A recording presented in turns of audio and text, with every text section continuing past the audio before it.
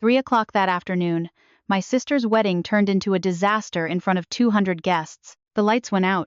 The music stopped dead. The big screen behind the stage went black. The waiters stood frozen in the middle of the aisle. And the bride standing at the top of the marble staircase in a 4,000-pound wedding gown had absolutely no idea what had just happened. She looked around, waiting for someone to fix it. No one moved. Because it wasn't a technical fault. Everything was going exactly according to plan.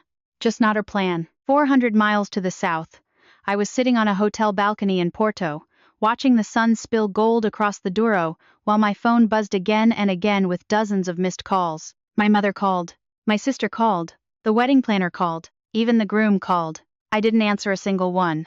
Inside the room, my son was sleeping soundly after a long day of exploring the city, and I just sat there with a cup of coffee gone cold, feeling something I'd been taught for 36 years that I was never allowed to feel: peace.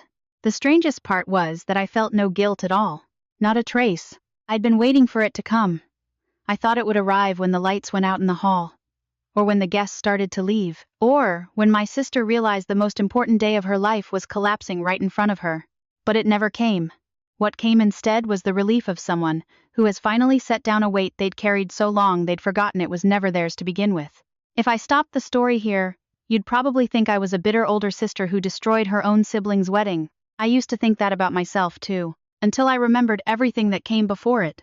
Because the truth is, that wedding didn't fall apart in a single afternoon.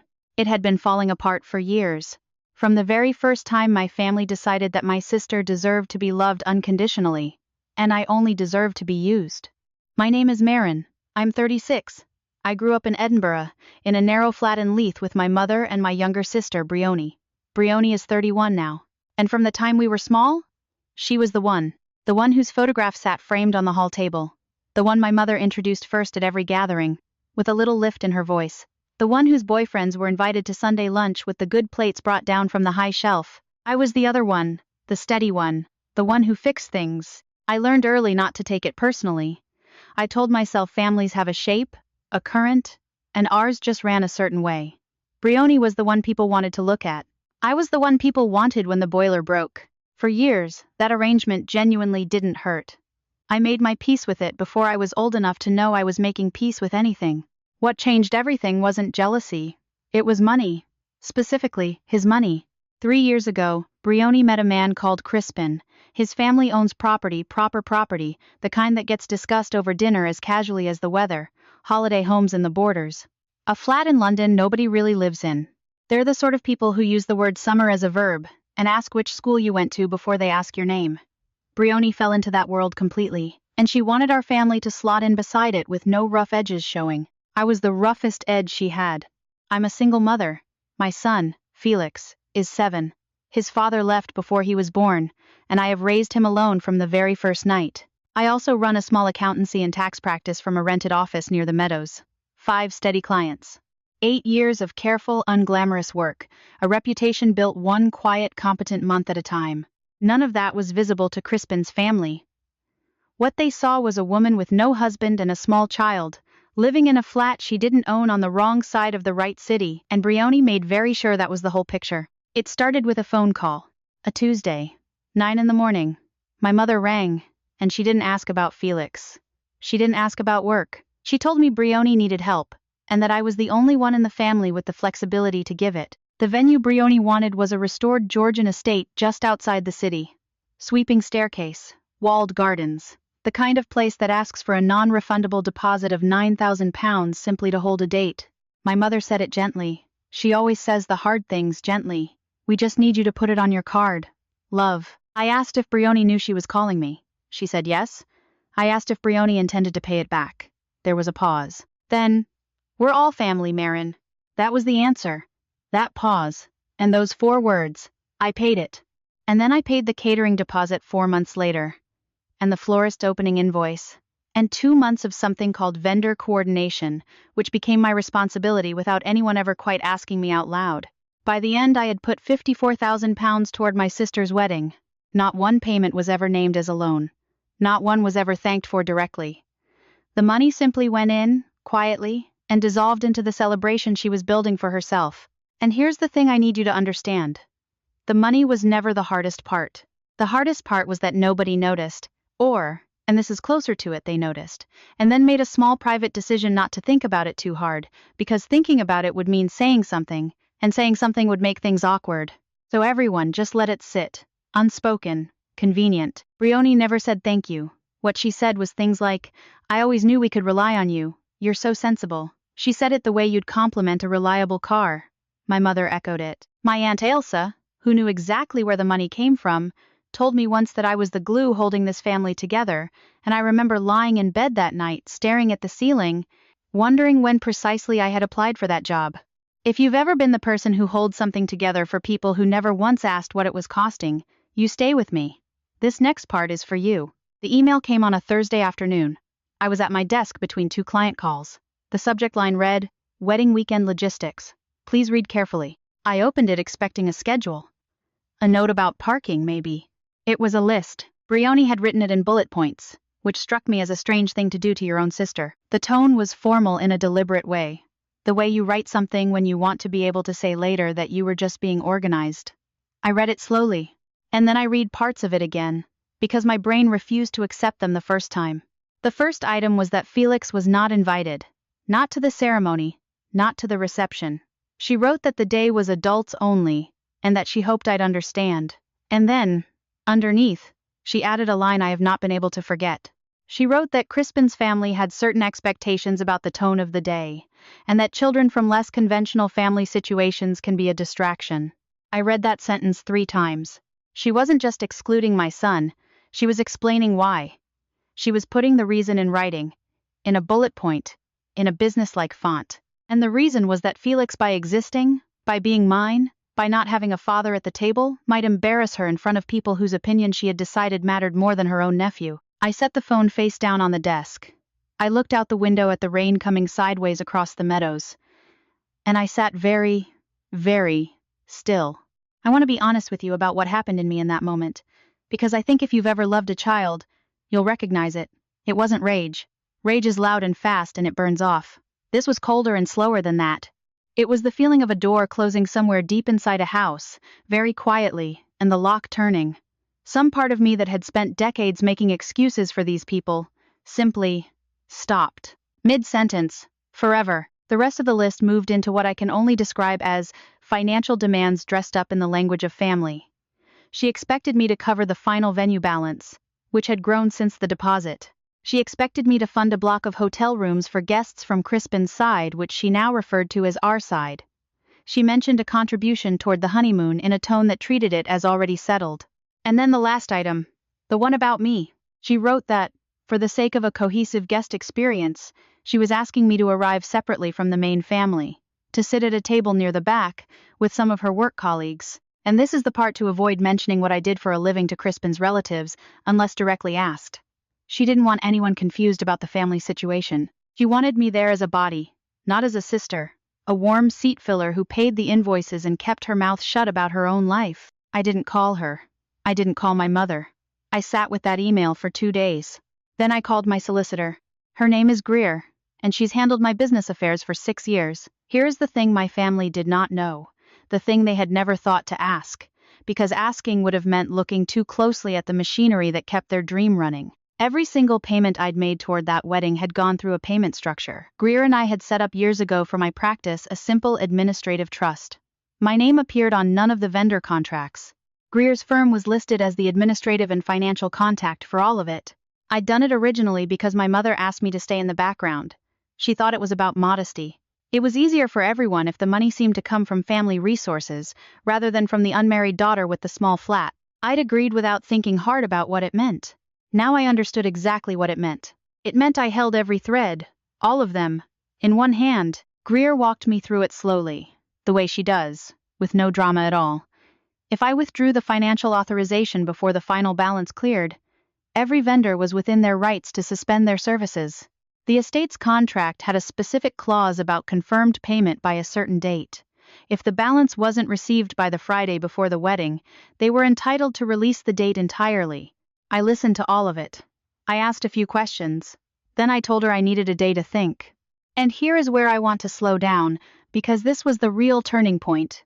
And it didn't happen in a solicitor's office. It happened over a plate of pasta. That afternoon I collected Felix from school and took him to the little Italian place near our flat that he loves, the one with the dent in the third table from the door and the waiter who always pretends to forget his name and then dramatically remembers it. I watched my son eat.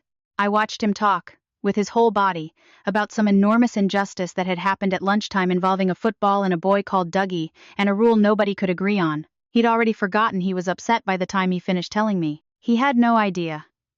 No idea that his name had appeared in a bullet-pointed list written by his aunt to explain why he wasn't wanted. No idea that somewhere across the city, a wedding was being built that had decided he was a complication. He just sat there, 7 years old, twirling spaghetti badly, completely certain that the person across the table from him was on his side. And I thought, that's it. That's the whole job. That's the only one that matters. I made my decision somewhere between the bread and the bill. If you've ever sat across from someone you'd burn the world down for, while quietly deciding to finally stop letting other people set fire to you, comment one right now. I mean it. I want to know how many of you have had that exact moment at that exact kind of table. That Friday, I went into Greer's office and signed the withdrawal authorization. The trust's financial commitment to the estate and to 3 of the main vendors was formally revoked, effective 7 o'clock the following morning. The wedding was due to begin at 2 in the afternoon. That same evening, I booked 2 flights to Porto. Felix had never been out of the country. He'd been asking about aeroplanes for the better part of a year, pressing his face to the window every time one went over. I packed our bags across 2 quiet nights while he slept, folding his tiny socks, and I felt something I genuinely could not remember feeling. I felt like I was making a choice for us, not around us, not in service of someone else's image, but for the 2 of us specifically. On the Friday night, I drove out to the estate. The rehearsal was winding down. I parked across the lane and I could see Brioni through the tall windows, in a pale dress, laughing, her head tipped back, radiant and absolutely certain that tomorrow would unfold exactly as she had drawn it. For one moment I almost felt sorry for her. She looked so sure. I had brought a small card. Inside, in my own handwriting, I'd written 6 lines. I won't pretend I remember them perfectly, but it was close to this. That I hoped she got exactly what she had built. That I wouldn't be there tomorrow, and neither would my support. That I hoped she'd take care of herself. I slipped it into the pocket of her coat, which was hanging by the entrance, and I drove home without speaking to a single person. Our flight left at 20 to 7 the next morning. Now honestly, if that had been you, would you have answered your phone the next day? Because I almost didn't survive the temptation to turn mine off forever. We landed in Porto in the early afternoon. I switched my phone on while Felix was solemnly deciding which of our 2 bags he was strong enough to carry through arrivals, and the notifications began to stack, one after another after another. Missed calls from my mother. 3 messages from Aunt Ailsa. 2 voicemails from a number I didn't know, which turned out to be the estate's events office. And then 1 text from my mother, just 5 words long. Maren, what have you done? Not a question, a verdict. I listened to the voicemail from the estate. The coordinator's voice was professionally smooth but unmistakably tight at the edges. She said the payment confirmation they'd been expecting hadn't come through, and they needed to speak to the account holder before they could proceed with setup. She said it in the particular tone of someone who has had to make this exact call before and has learned to keep it calm. From what I pieced together later, mostly through Ailsa, who rang me 4 times that day and finally got me on the 3rd evening, here is what happened at the estate that Saturday. By 10 in the morning, the events director had quietly pulled Crispin's mother aside to mention there was a hold on the account. By midday, the catering team had stopped setting up, waiting on confirmation of the outstanding balance. By 1:30, with guests already arriving and being handed glasses of champagne in the garden, the doors to the main hall were still shut. Crispin's family began asking questions Brioni could not answer. The money had always come from somewhere she described vaguely as family. When they pressed her, she couldn't name an account. She couldn't produce a single confirmation. She rang my mother, who rang her own bank, and discovered she had nothing remotely close to what was needed.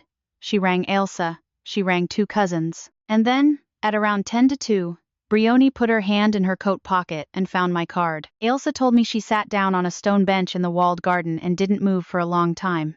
Crispin stood a few feet away. His mother stood further back, near the roses, and Ailsa said the look on his mother's face wasn't anger. It was something quieter than anger, and far more final. It was the look of a person revising her entire opinion of someone in real time, and deciding not to say any of it out loud.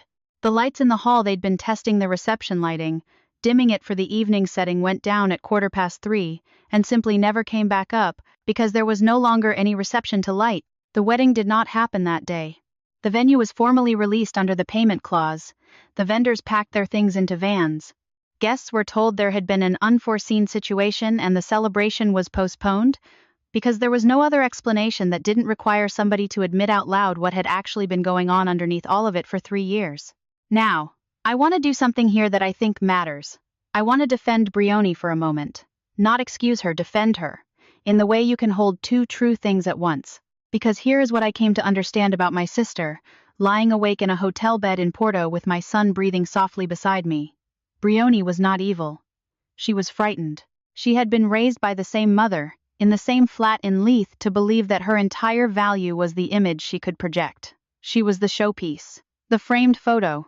The pretty one wheeled out first. And somewhere in all of that, she absorbed a terrible lesson. That being loved and being admired were the same thing, and that if the admiration ever stopped, the love would go with it. Crispin, and his money, and his family with their verbs for summer to her, that wasn't snobbery. It was safety. It was the first time in her life she felt she might be permanently secure, and she was so afraid of losing it that she was willing to file her own nephew under distraction to protect it. She genuinely believed she was just being practical, managing the optics, keeping the fragile thing from breaking. That's the part that makes the rest of it land, I think.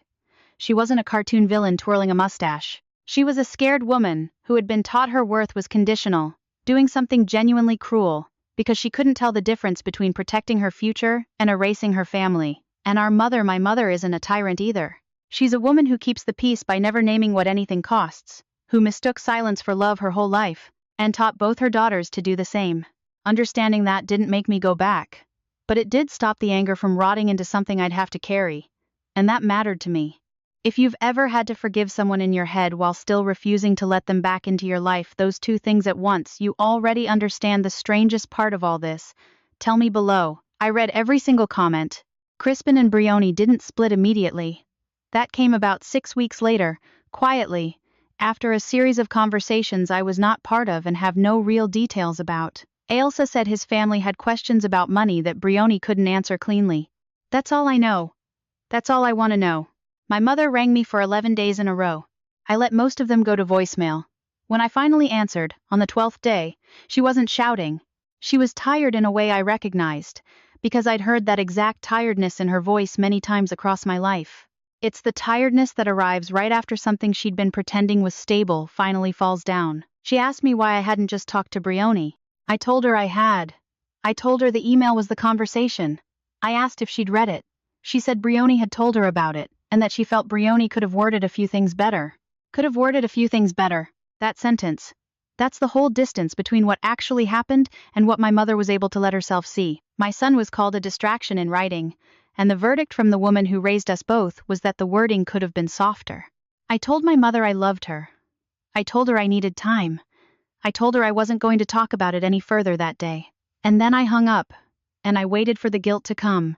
The specific sharp guilt I'd been braced for my entire adult life, and it didn't come. What came instead was just tiredness. The clean kind. The kind you feel after something is finally, properly finished. Felix and I stayed in Porto for 9 days. We walked along the river. We rode a rattling old tram up a hill and looked out over the orange rooftops. And we ate little custard tarts in the afternoons until he declared himself an expert on them. On the 5th day he asked me, out of nowhere, why we'd come here instead of going to Auntie Brioni's wedding. I told him we needed a trip, just the two of us. He thought about that for a second, nodded like it was the most reasonable thing he'd ever heard, and immediately asked what was for dinner. Children are so much more resilient than we give them credit for. Especially the ones who have always known that the person beside them is genuinely paying attention. That's the thing nobody tells you. You can't give a child a big life or a fancy one, but you can give them the unshakable knowledge that they are wanted. And it turns out that's most of it. This is the part where I'm supposed to have learned some grand lesson, and I have, but it's smaller and plainer than you might expect. This story taught me that the people who benefit most from your silence will always be the ones who call it keeping the peace. For years, I thought being the steady one, the reliable one, the one who quietly held it all together, made me good. It didn't make me good. It made me useful. And there is an enormous difference between being loved and being useful. And most of us don't learn it until someone hands us, in writing, the precise terms of our own usefulness. The mistake I made, the mistake I think a lot of us make, was believing that if I just gave enough, paid enough, stayed quiet enough, the recognition would eventually come. That one day they'd turn around and see everything I'd done and finally say thank you. But people who are comfortable with your sacrifice never become uncomfortable with it on their own. They have no reason to. The comfort is the whole point. So here is the one concrete thing I'd ask you to do today, if any of this landed. Look at the place in your life where you've quietly become indispensable to people who have never once asked what it costs you. Just look at it. You don't have to blow anything up. You don't have to fly to Porto. Just stop pretending it's free. Name the cost to yourself, even if only in your own head. That's where it starts. And the question I'd ask you to sit with tonight is this one. If you stopped giving the thing you give that no one ever thanks you for, who would actually notice? And what would that tell you? I didn't destroy my sister's wedding. I want to be very clear about that, because I know some of you are thinking it. I stopped paying for an event I was never truly invited to. Those are two completely different things. And I think, somewhere underneath all the noise, once it settles, Brioni will understand exactly what that means. So before I go, I want to hear from you, properly. Comment 1 if you think I did the right thing.